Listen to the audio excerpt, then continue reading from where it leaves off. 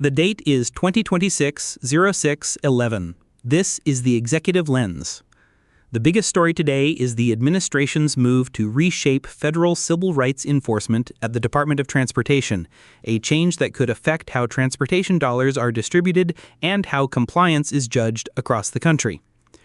According to the White House document titled Rescinding Portions of the Department of Transportation's Title VI Regulations to Conform More Closely with the Statutory Text and to Implement Executive Order 14281, the administration says it is pulling back parts of DOT's Title VI regulatory framework to better match the underlying statute.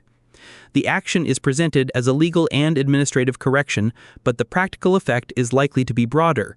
Title VI rules govern how recipients of federal transportation funds handle discrimination complaints and compliance obligations. The significance here is that transportation agencies, transit systems, and state and local recipients of federal money may now face a different regulatory environment while they continue to rely on Washington for funding. The White House says the rescission is tied to Executive Order 14281, which signals this is part of a larger effort to narrow or rework federal regulatory implementation. For agencies, that can mean revised procedures, new legal interpretations, and possible litigation over what the statute requires versus what the prior regulations had added. Also relevant today, the White House issued further adjusting the tariff regimes for imports of aluminum, steel, and copper into the United States, continuing the administration's use of tariffs as an industrial policy tool. The proclamation says the government is changing the tariff structure on those metals to protect domestic industry. That matters because these inputs sit inside supply chains for construction, autos, appliances, defense production, and energy infrastructure.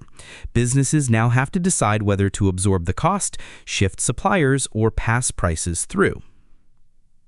On public health, the White House also released realigning United States core childhood vaccine recommendations with best practices from peer-developed countries. The administration says it is updating federal recommendations to align with peer country standards. Because federal vaccine guidance influences doctors, insurers, schools, and state health agencies, the announcement is likely to draw close attention from public health officials and lawmakers as implementation details emerge. Here's the story most people missed. The Department of Transportation rescission may not dominate headlines, but it could have immediate operational consequences for transit agencies and state departments of transportation that depend on federal funding and clear civil rights rules. The White House says the change is meant to conform more closely with statutory text, which means lawyers, compliance officers, and grant administrators will be watching for how much discretion the department now claims. What to watch today? First, whether DOT issues follow-up guidance explaining how the Title VI rescission will be applied in practice.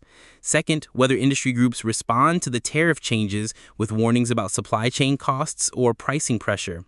Third, whether health agencies or medical organizations issue statements on the revised childhood vaccine recommendations.